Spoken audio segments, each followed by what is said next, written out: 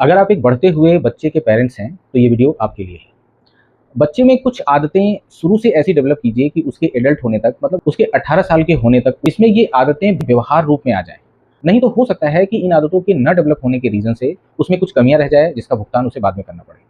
मैं इसे कुल 5 बिंदुओं में आपके सामने रखने वाला हूँ। 5वां पॉइंट सबसे दमदार होगा, इसलिए वीडियो को लास्ट तक देखिए। पहला पॉइंट है, बच्चे को अपने ऊपर निर्भर मत बनने दीजिए। ऐसा ना हो कि उसकी छोटी छोटी जरूरतों की पूर्ति भी आप इतना करने में मशगूल हो जाएं कि उसे आत्मनिर्भर होने ही न दें। आप उसे अपनी छोटी छोटी चीज़ों को खुद से करने दीजिए। बिस्तर तय करना, किताबें सही से रखना, तमाम ऐसे जो छोटे छोटे कार्य होते हैं उसे खुद से करने दीजिए। इवन आप उसे बताइए कि ये मौके उन्हीं को मिलते हैं जिनके अंदर जिम्मेदारी उठाने की क्षमता होती है। उसे कभी भी अपने ऊपर इतना निर्भर मत बनाइए कि वो जीवन पर्यंत आपका ही आसरा देखे, कि उसकी आजीविका के लिए भी वो आपकी तरफ देख रहा हो, उसके जीवन के अन्य कार्यों के लिए भी वो आपकी तरफ देख रहा हो। पॉइंट नंबर 2, जहां पर आप उसे पैसे की कीमत समझाइए। उसके कहने मात्र से उसकी इच्छा पूरी मत करिए, बल्कि पैसों की कीमत उसे समझाइए। उसे बचत की आदत डालिए और उसी बचाए हुए पैसे में से चीज़ों को खर्च करने के लिए उसे कहिए। और उसे मंथ के एंड में आप डेटा लीजिए कि कितना पैसा तुमने खर्च किया, कितना तुमने बचाया। इससे ये आदत डेवलप होगी। भविष्य में वो जो पैसा कमाएगा भी अपना, तब भी वो पैसे को संभालना सीख चुका होगा। अब आती है तीसरी बात, उसे संगति पहचानना सिखाइए।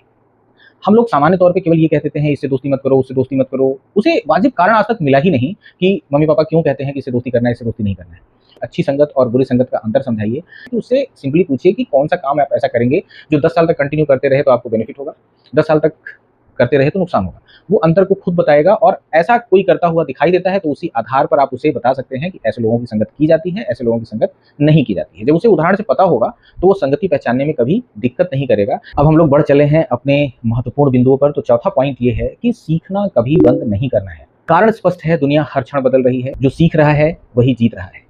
तो आप बच्चे को उसके एकेडमिक्स के साथ साथ कुछ न कुछ एक्स्ट्रा चीज़ें ऐसी सिखाते चलिए, उसकी रुचियों का ध्यान में रखते हुए। अगर म्यूजिक में रुचि है, गेम में रुचि है, तमाम चीज़ें सीखता रहे। सीखना आदत में होगी तो जीवन भर सीख करके बदलते दौर में वो अपने आप को एडजस्ट कर लेगा। Last but not the least, समय की कीमत पहचानना सिखाइए।